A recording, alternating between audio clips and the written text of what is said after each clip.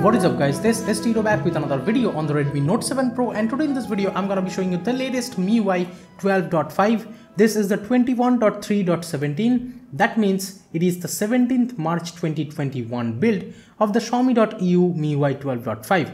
But before I start, let me tell you this is a multilingual ROM, of course Xiaomi.EU, so you can flash it basically on any regional devices.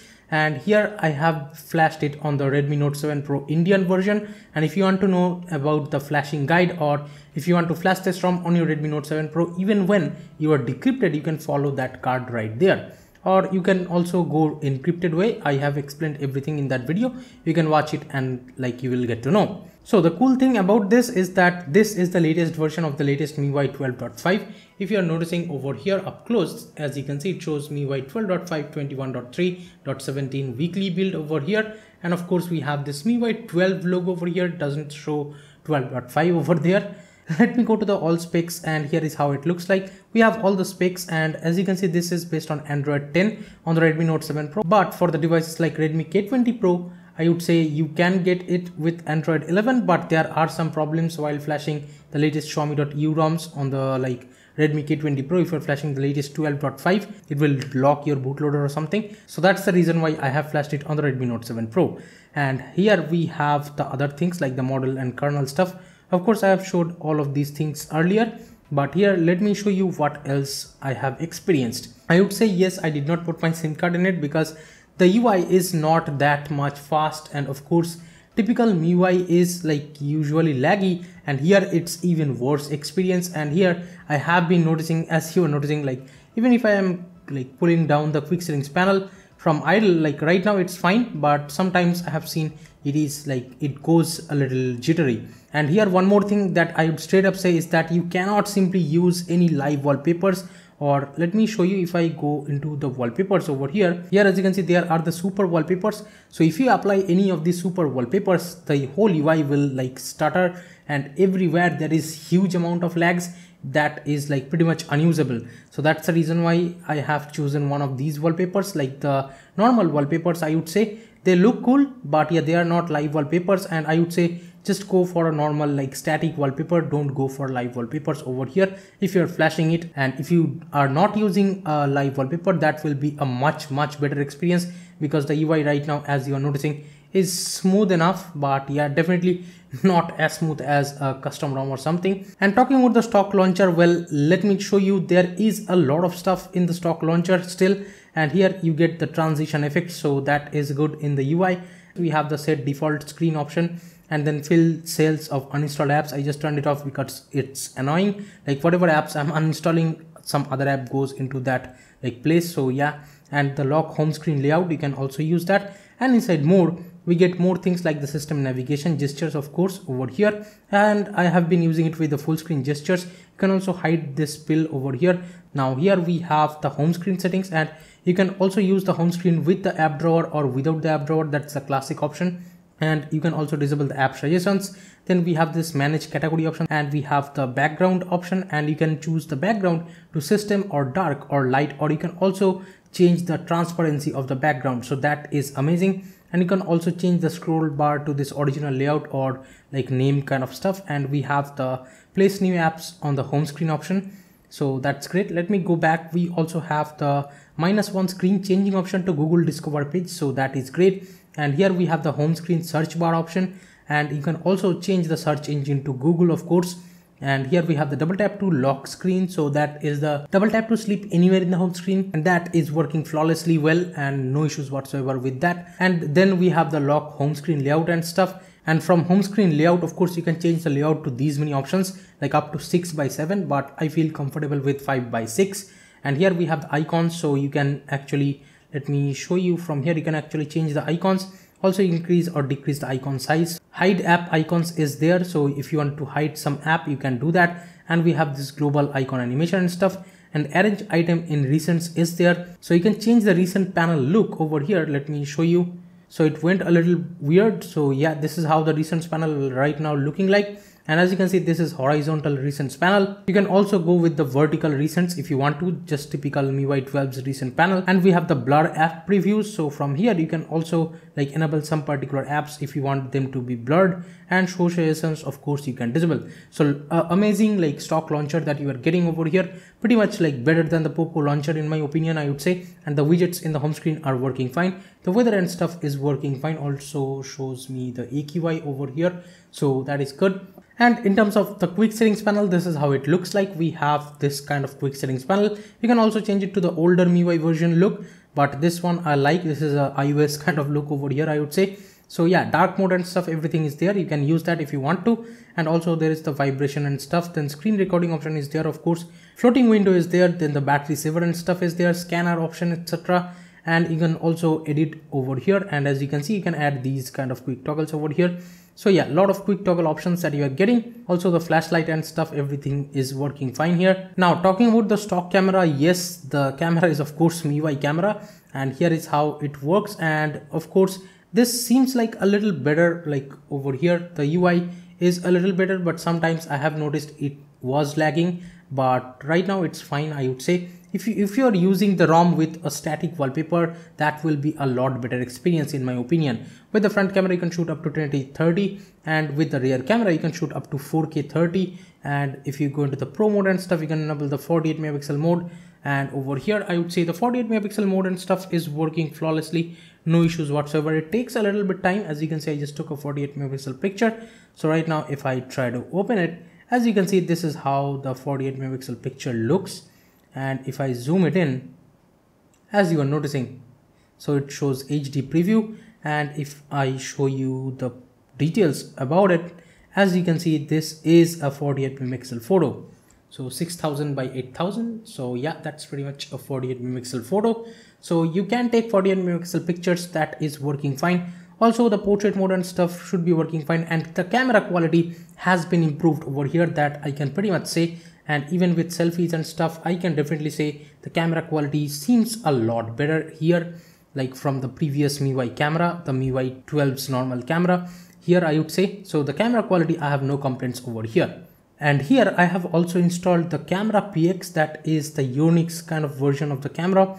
And here, let me show you, it is working, but it does lag. As you can see, as I'm moving the phone over here, it is lagging. So yeah, that's how it is. But yeah, Google camera and stuff is working flawlessly, no issues whatsoever, but it lags a little bit if you compare it from the custom ROM's experience, in my opinion. So right now I have logged the particular app, that is Telegram, and let me open it. And as you can see this gradient kind of look, looks pretty cool. You can also like put your pattern, or you can just put your fingerprint scanner and it unlocks. So that is very good. The app lock is working perfectly fine, no issues whatsoever. Also talking about the fingerprint scanner speed here, let me show you. And this is how the fingerprint scanner speed is. Let me just double tap and lock.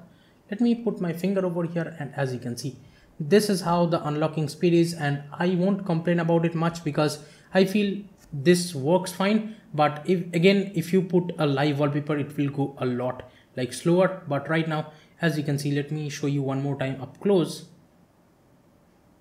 As you can see, again, the fingerprint scanner speed is fairly fast, and the animations are fairly fast too. Right now, let me just quickly set up the face unlock and let's see how it works.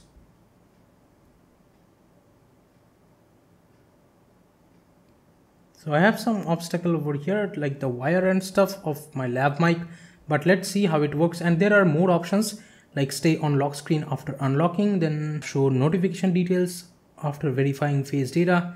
Then we have allow face unlock when screen lights up. So let me just like enable this one and stay on lock screen after unlocking. So I'll just disable that. Let me just double tap over here. And as you can see, it unlocks right now. Super fast unlocking, I would say. As you can see, again, I'm not tapping the fingerprint scanner because my 5 fingers are here. I'm just double tapping over here. And as you can see, with the face data, it unlocks super fine. Again, the face unlock speed is fairly fast. Like if I double tap and put the phone towards my face, and it does this very cool animation. Let me show you up close.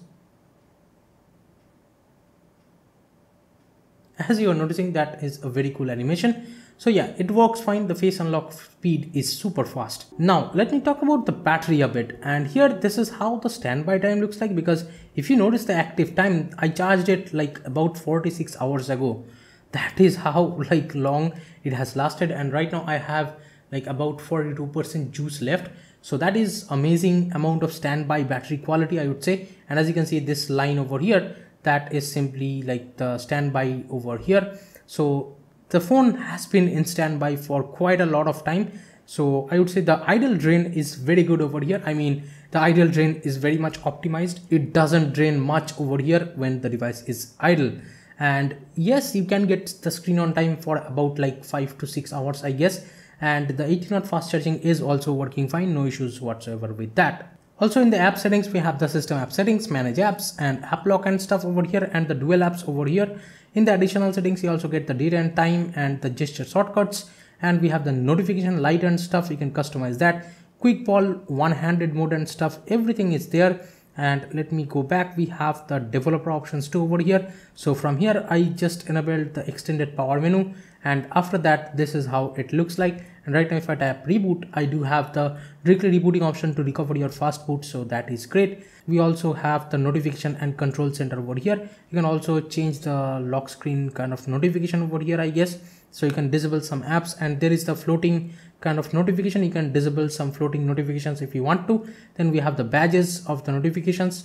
You can also disable that per app, and we have the notification shade option. We have this Android style or the MIUI style, then show weather info, expand top notification is there, and also there is the app kind of notification disabling option. And inside smart home, we have the Mi Home. So that's the reason why in the quick settings panel, if I stay on it for a little bit, as you can see, the smart devices appear whatever I have connected with my account with the Mi Home app.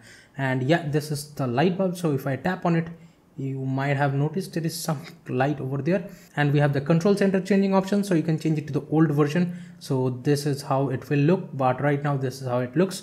This is the newer version. And you can also change the side of the control center. So right now, as you can see, it comes from the right side. So from left, if I swipe, as you can see, this is the notification panel. So you can switch the side. So right now, if I swipe from here, if you're left-handed or something, you can use this feature.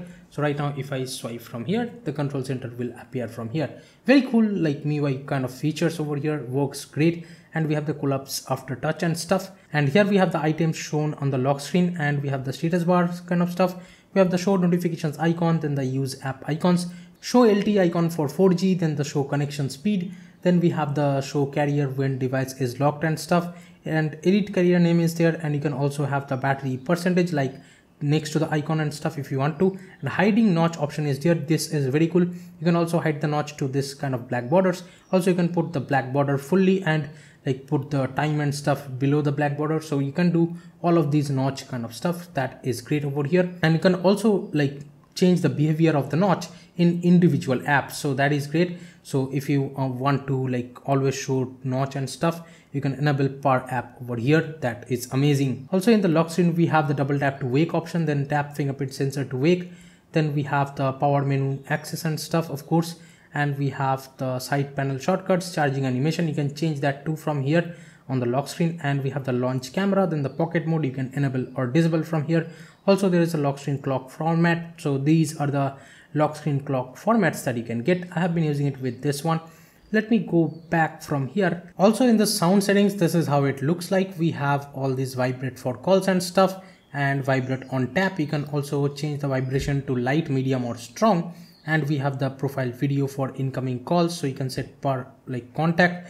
And we have the additional settings for sound. We have all these like sound enabling option. You can enable any of them. Also there is the default volume control stream, so you can change the ringtone or media. And this is how the volume panel again looks like. And you can like go to the full volume panel just like this. And as you can see, you can increase or decrease the volumes from here. Looks very cool in my opinion. Let me go to the sound effects now, and this is how it looks like. We have all these headphone options, and the sound quality with the headphone jack over here is amazing. No issues whatsoever that I have found. Even while like I'm connected to a Bluetooth device, that is working fine. The sound quality on MIUI is great. No issues with that, even with the headphone jack and Bluetooth as well. Talking about the display settings, of course, from here you can change it to dark mode and stuff. You can schedule the dark theme, and from here you can have the auto brightness or the sunlight mode. and we have the color scheme, and from here you have the saturated, standard, etc. You can also put it from this like presets, and we have the font size. You can also change the font type from here, like you can download any font, and we have the system wide variable font, and we have the font size changing option. Let me scroll down. We have the full screen mode, so you can set full screen option per app over here, so that is great. Also we have the auto rotate screen and allow all rotations options are there, and inside control center and status bar you get all those options again. And other things are pretty similar to like MIUI stuff over here. These are the security kind of things over here that you get. And talking about the security over here, as you can see, the security patch over here is from March 2021. So that is great. And if you want to know the benchmarks on this particular build, here are the end-to-end Geekbench scores on this ROM.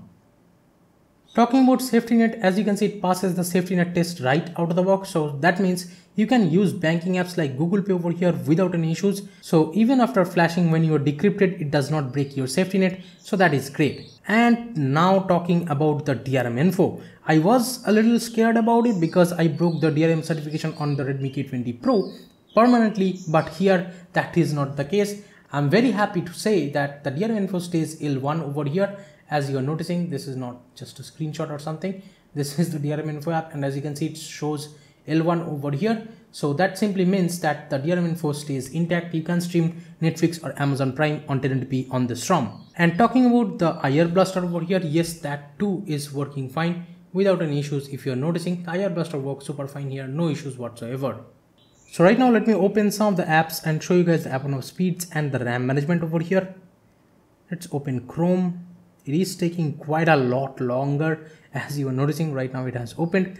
Let's open the security too. You can consider this as like a system app over here. So it shows this. I just granted the permission. Let's open YouTube.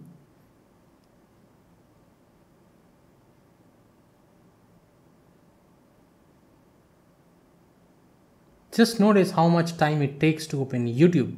And yes, this is not the first time I'm opening YouTube on this. Now it has opened.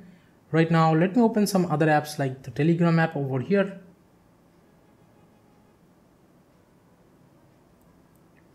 And right now, let me open the apps from memory. YouTube is in memory, but just notice, like if I scroll over here, just notice the lags. It is not a smooth scrolling experience over here, but yeah, that's how it is over here. You will feel the UI is very like slow, because still this is kind of a beta experience, I would say, as you are noticing. Let me open the Telegram app again. And here with the Telegram app, the scrolling is fine, but as soon as I open YouTube, you will notice the scrolling is just too slow.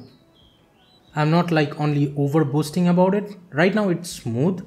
Okay, so I would say right now it has become a little smoother, but yeah, sometimes like the apps goes really jittery, I would say. And this is how the recent panel looks like. You can go to app, and as you can see, security, even a system app has been removed from memory. So let me just go into the Chrome app. Chrome is still in memory, I guess. Yes, but it is lagging. And YouTube again is in memory and still lagging. And Telegram reloading. Yep, as you can see, memory management is not great at all. So very bad memory management. So if you're moving to this like MIUI 12.5 for daily driving on this ROM, I would say just don't get your hopes high. It will be a lot like jittery experience if you are coming from a custom ROM. Now talking about the calling stuff, yes, VoLTE calling and stuff should be working fine here. Even Wi-Fi calling should work fine, but I don't have a SIM card in it. But Wi-Fi speeds and stuff are super fine, no issues whatsoever with that. As you can see, my router is right there, but it is like giving me pretty good speeds. I have a 75 Mbps connection, and this is a 2.4 GHz router. So yeah, I would say the Wi-Fi speeds are fine, not bad at all. So thank you so much for watching this video, guys. Give it a thumbs up if you liked it. Share this video with your friends if you feel like, and please hit the applaud button if you love this video and want to support the channel. And please subscribe to the channel if you have not yet. Thank you so much for watching this video again. This is Tito from KDN Tech signing off for today, and I'll be catching you guys in the next one. Bye now.